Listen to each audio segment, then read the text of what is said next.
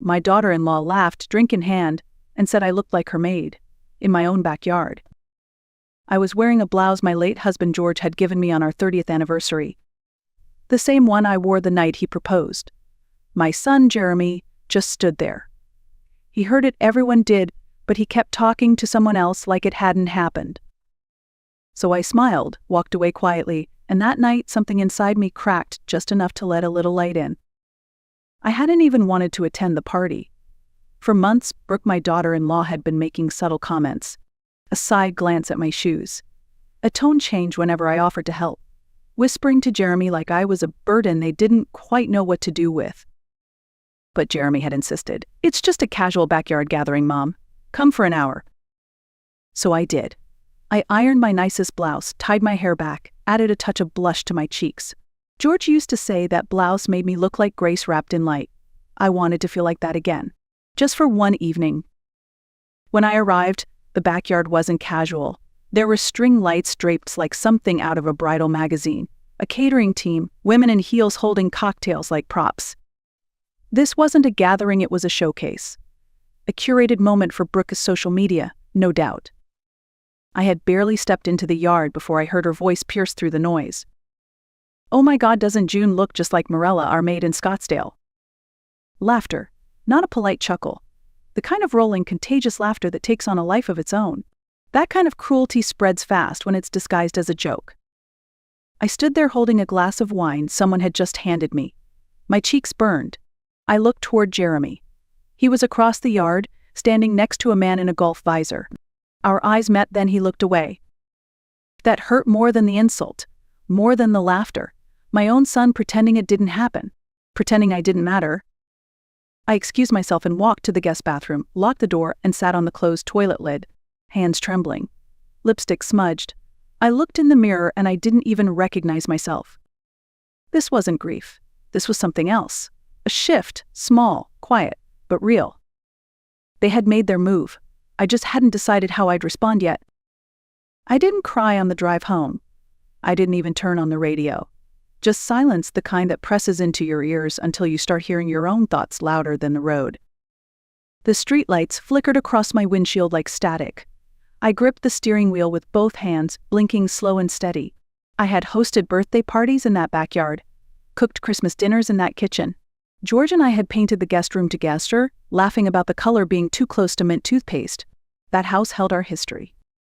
And now, I was a joke in it. When I pulled into the driveway, I didn't get out. I sat there for a long while, keys in my lap, thinking. I thought about all the times I'd defended Brooke, to my book club, to my sister. She's just high-strung, I'd say. She's got a good heart underneath it. But that night I couldn't lie to myself anymore. How long had I been covering for her? More importantly, how long had Jeremy been covering for her?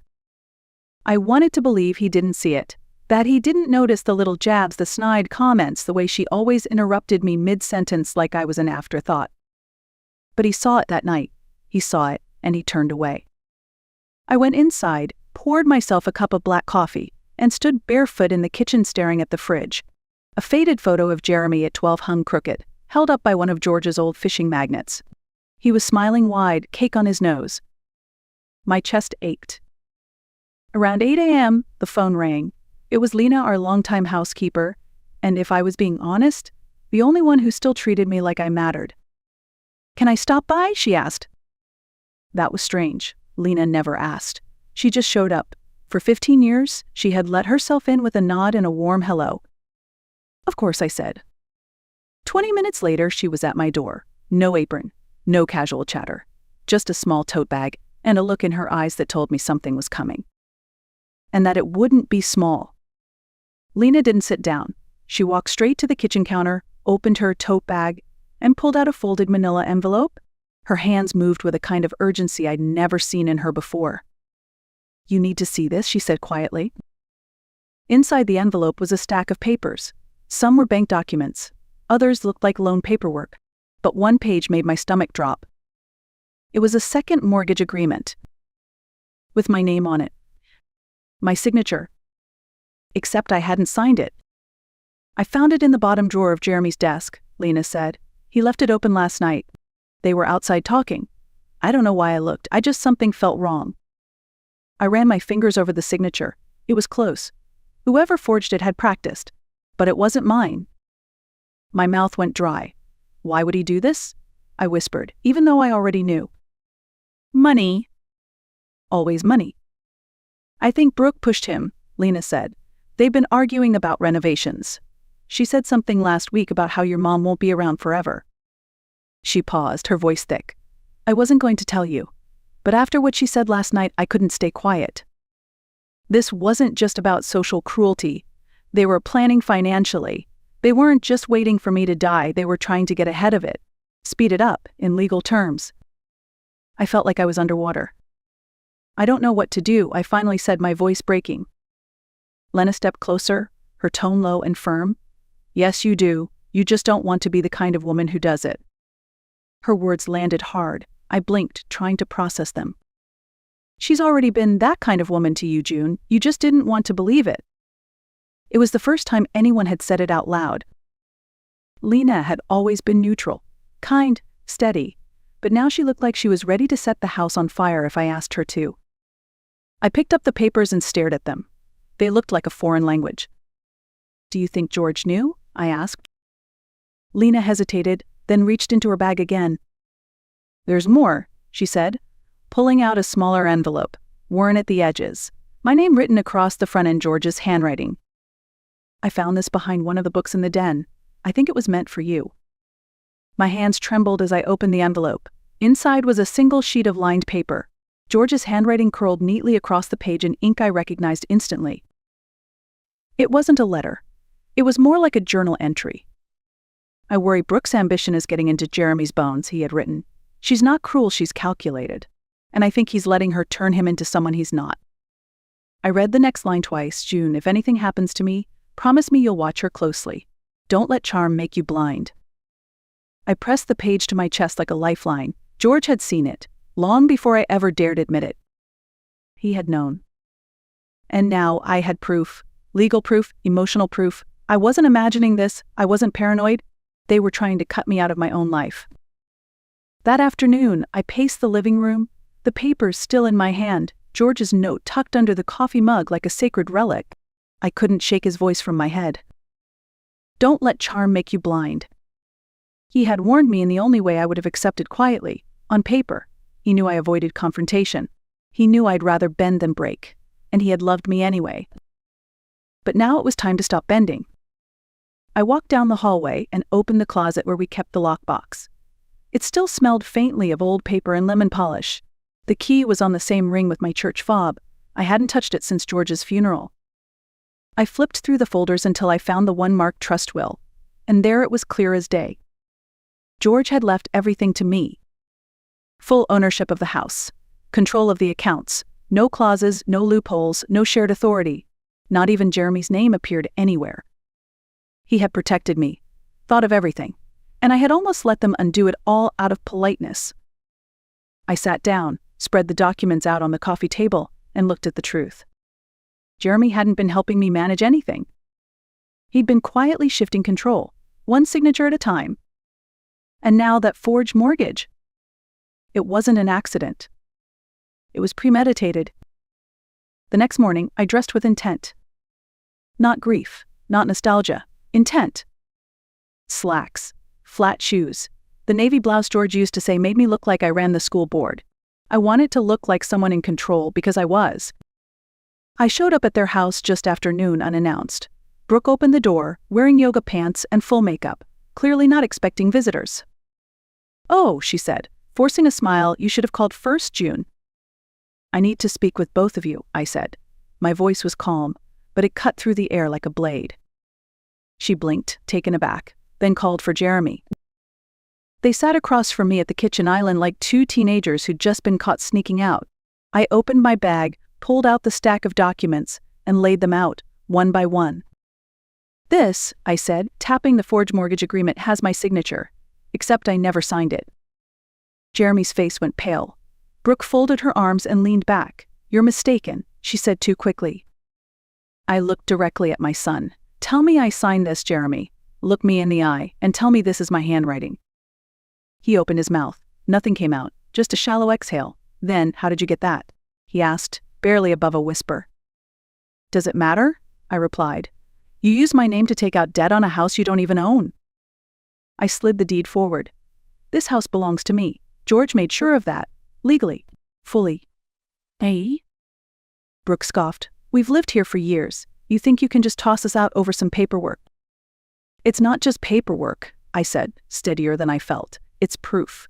And I'm giving you one opportunity right now to come clean. Tell me what else you've done, and I might consider not pressing charges. Jeremy dropped his eyes. It was just for the remodel, he muttered. We were going to pay it back. I let out a short laugh. You forged your mother's signature? That's not a loan, that's theft. Brooke leaned in, eyes sharp. You're being dramatic. It's not like we tried to kill you. I stood. You're right, I said. I'm alive, and I plan to stay that way. That night I didn't sleep, not from sorrow but from clarity. For the first time since George passed, I felt him beside me. In the words he wrote, in the decisions he'd made, in the woman he always believed I could be. The next morning, I met with my attorney. We filed paperwork to revoke Jeremy's financial power of attorney. We froze the joint accounts. The house was listed for sale by afternoon. Everything moved fast because I was finally moving. By the weekend, Brooke had planned a full-scale charity brunch at the house. According to the catering website, she'd booked the patio, garden, and even a champagne truck. Networking event, she'd called it. I didn't interfere, not directly. Instead, I rescheduled the locksmith. Saturday morning, I arrived at the house before the truck did. The locksmith stood by the curb, quiet and efficient, with a toolbox and a slight smirk like he already knew something interesting was about to happen. Everything that matters is already gone, I told him, gesturing toward the door. By the time the guests started arriving, heels clicking, smiles plastered on the locks had already been changed. I waited in my car, parked under a maple tree across the street. Brooke fluttered across the lawn in a rented floral dress, waving at people like she was running for office. Then her hand froze mid-air. She'd spotted me. She turned away fast, but it was too late. The champagne truck driver walked up the steps, tried the door, and found it locked. Confused, he called out. Brooke rushed over, heels sinking into the grass. It's jammed, she said loudly, forcing a laugh. That's when I stepped out of my car. I walked slowly, like a school principal entering a classroom gone rowdy. Conversations paused. Heads turned. It's not jammed, I said. It's been changed. Brooke stared at me like I'd dropped from the sky. What the hell are you doing here? She hissed. Posting the final farewell, I said, pulling a thick manila envelope from my bag. As of yesterday, this property has been sold. The new owners take possession next month. I'd advise everyone here to grab a drink now. This might be your last one on this patio. The crowd shifted. Laughter turned to whispers. Jeremy appeared at the edge of the yard, pale and tired. Mom, stop, he said. You don't have to do this here. I turned to him steady. Actually, I do, because every time I did it quietly, you ignored me. I handed Jeremy the envelope. Inside were copies of the sale agreement, the eviction notice, and the forged mortgage. His hands trembled as he took it. Don't worry, I said. I haven't pressed charges, yet. Brooke lunged forward like she might snatch the papers, but before she could reach me, Lena stepped into view, phone raised, camera rolling. Smile, Brooke, she said calmly. Wouldn't want your donors missing this. Brooke froze, suddenly aware of how many people were watching, phones in hand, faces no longer amused but curious and some, even embarrassed. You vindictive old witch, she hissed. You think you've won. Everyone here sees what kind of monster you really are. I looked around. Most of the guests were already backing away, some whispering apologies, others grabbing their purses and heading toward their cars. This isn't a victory speech, I said. It's a boundary. Jeremy didn't speak. He just stood there, shoulders slumped, guilt carved into his expression. I saw not the boy I raised, but a man who had traded his integrity for convenience. I turned toward the sidewalk, Lena at my side. We walked slowly, deliberately past the house once poured my life into, past the patio where I'd been humiliated, past the woman who thought appearances could protect her from consequences. I didn't turn around when Brooke shouted after me. Do you think this is over? You'll regret this? You've destroyed your own family? But I didn't feel destroyed. I felt clean. The eviction notice landed on their doorstep Monday morning at 7:42 a.m., hand-delivered by a deputy with mirrored sunglasses and zero patience for theatrics. I wasn't there, but Lena was. She parked 2 houses down, coffee in hand, and watched as Brooke screamed like someone had stolen her car. Jeremy didn't argue. He took the papers, nodded, and closed the door quietly. By Thursday, the moving truck came. Only one, not the 3 Brooke had once bragged about needing. By Saturday, they were gone. No apology, no farewell, not even a text. They moved into a rental across town in a cul-de-sac half the size, and I only knew because someone from my church called to say she'd seen Brooke yelling at the movers while Jeremy just sat on the curb, smoking in silence. I didn't respond. There was nothing left to say. The house sat empty for 2 weeks while final inspections were done. I visited it once, alone, walking through each room like saying goodbye to an old friend. I touched the fireplace George built with his own hands, ran my fingers along the stair rail where Jeremy used to slide down in foodie pajamas, straightened the wedding photo that still sat crooked on the dresser just the way George liked it. I didn't cry. I didn't rage. I just breathed. 2 days later, the sale closed. A young couple bought the home, a quiet electrician named Marcus and his wife Shelby, a graphic designer who worked from home. They wrote me a letter with their offer, saying they didn't just want a house. They wanted a place to live, to grow, to belong. That sentence alone made me choose them. I left the keys in a glass bowl by the door and told Shelby, "You'll love the kitchen in the spring. The light stays until almost noon." She squeezed my hand like she understood that it wasn't just a house I was handing over, but peace. That night, I moved into a small condo near the library. No crown molding, no grand foyer. But it had quiet. It had choice. And most importantly, it was mine. Lena came over that evening with takeout and a bottle of soda. She looked lighter, too, like someone who had stopped shrinking to fit into the shadows.